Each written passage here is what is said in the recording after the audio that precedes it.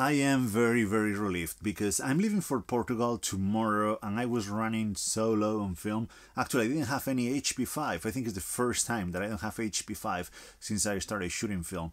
But today, and just in time, I got a package. I got a package with 10 rolls of HP5 Sun Retro 400S.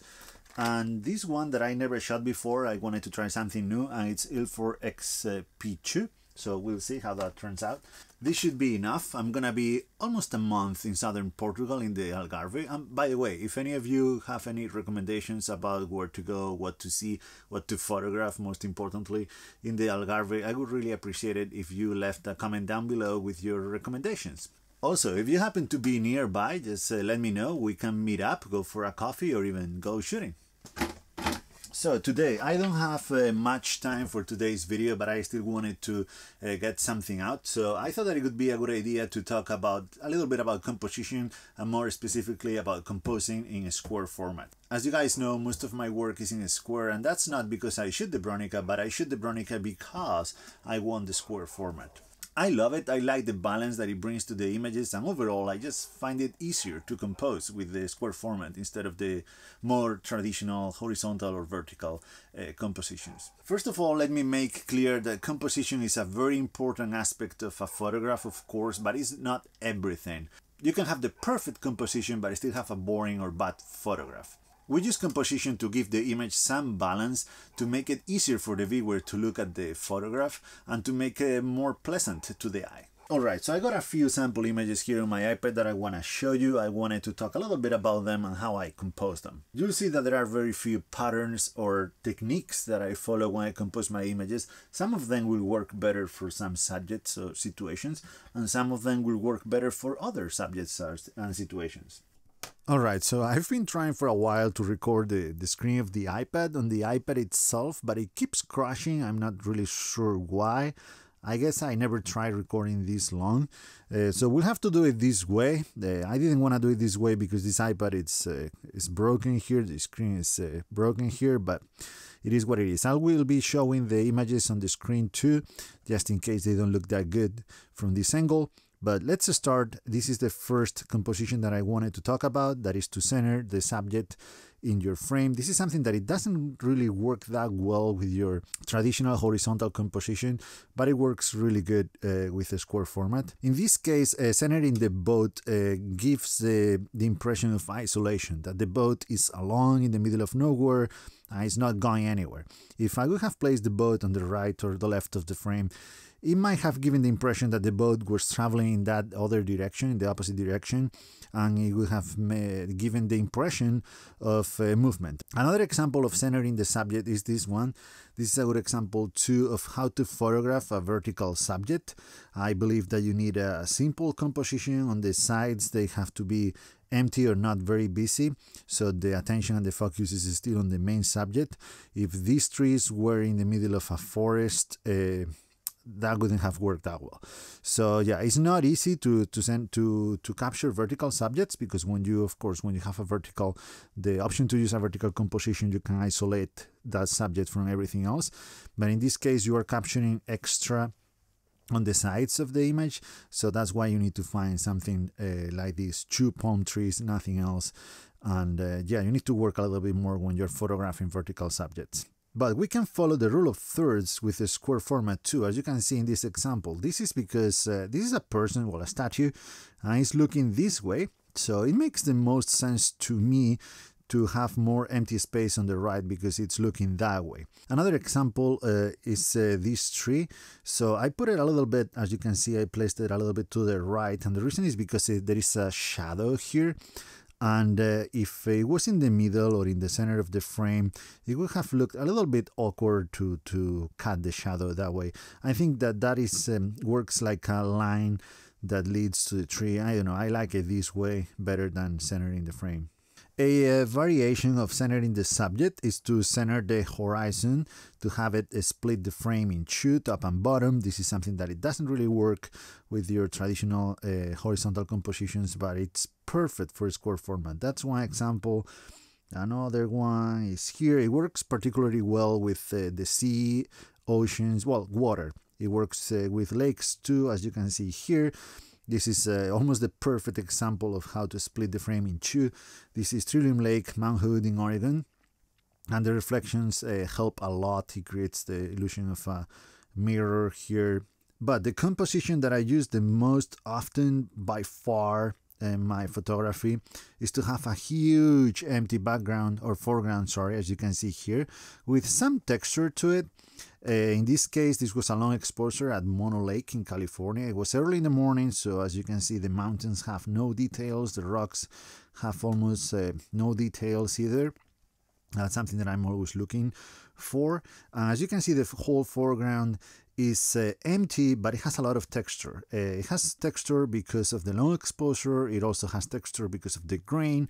And the last component here of the texture is the gradient. As you can see, sometimes this gradient is natural. It comes, or it's created because of the lens, the shadows, or whatever the reason. And sometimes I add it in post because it helps the eye, helps the viewer to lead the viewer into the rest of the frame, the important part of the frame that is just this little bang here. Another example of this, and I have a lot of them, is this one. It's almost exactly the same composition, but instead of having the rock formations in Mono Lake, we have downtown Chicago. And as you can see, once again, this is the lake, the water of the lake. What's the name? Lake Michigan? I think that's Lake Michigan. I'm sorry, but that I don't remember. But yeah, it's the same. You have the gradient, you have the grain, you have the water is smooth out because of the long exposure.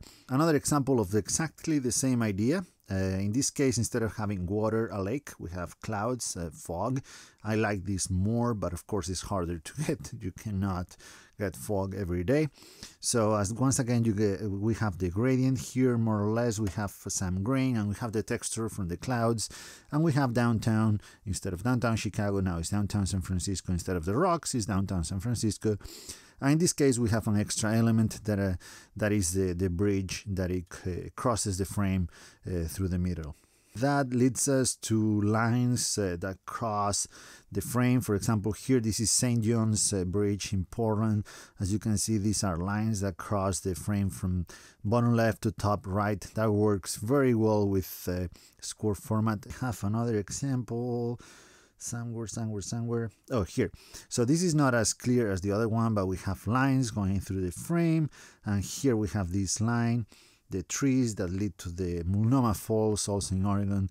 That's another line that goes through the frame. And now the last example of composition that I wanted to talk about is the most, in my opinion, the most important one, because it will give you the strongest compositions in square format, and it's this one. It's layers. So now here I would love to do some markup if I can figure out how to do it.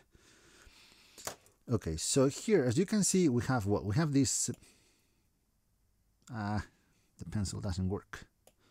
Anyway, we have these two trees that frame everything else, but let's forget about them and let's focus on the layers that are here. First are the trees in the very foreground, then we have, you can barely see them, but there is another line of trees there, then this one, then this one, then this one, then this one, then this one, and then we have the sky.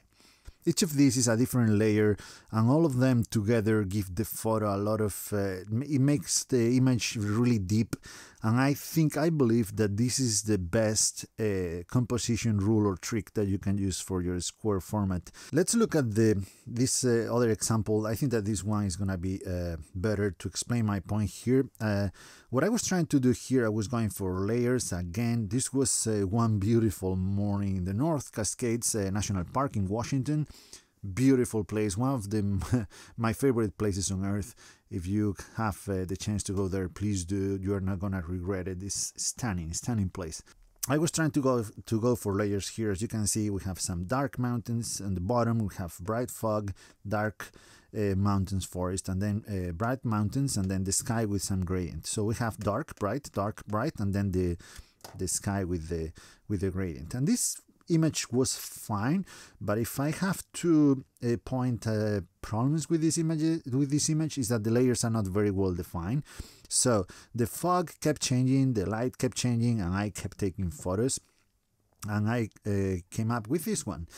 So we have the same idea here.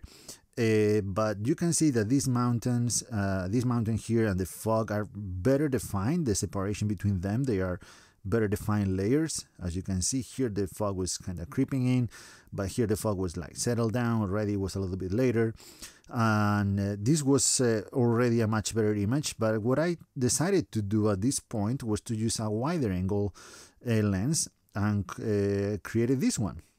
You can see it's wider, and that allowed me to get more of this mountain to create a bigger layer, a dark layer here. So that's the base, the foundation of the image. You can see a little bit of details here of the trees, then you have the fog, then you have the dark mountain, then you have the bright mountain, then you have the sky. Maybe I would like to have a little bit more of gradient here, but I think it's not necessary. I think that this is a very, very strong composition for this image. Ooh, that was a lot of talking. Anyway, these were just a few examples of composition tricks, tips, techniques, patterns, or whatever you want to call them, that you can use in the field to make your image a little bit better. But remember that you first need a subject, you first need a story, you need to tell something, an image that tells something, that it creates an emotion in the viewer. And then you can use some of these composition techniques to make that image a little bit better, a little bit more balanced and stuff like that. But this technique, these composition techniques alone, they are not gonna do anything for you. Yeah, I will be talking more about composition in my next few videos from Portugal. I wanna make my videos from the field a little bit more helpful, and not only about composition, but other tips or whatever that I can think of. But right now I have to leave because I'm not ready at all. We are leaving tomorrow early and I need to pack everything. I still need to decide what kind of camera gear I'm bringing, and most importantly the camera gear that I'm not. So I hope that you enjoyed this video. Thank you so much for watching, and see you in the next one from Portugal.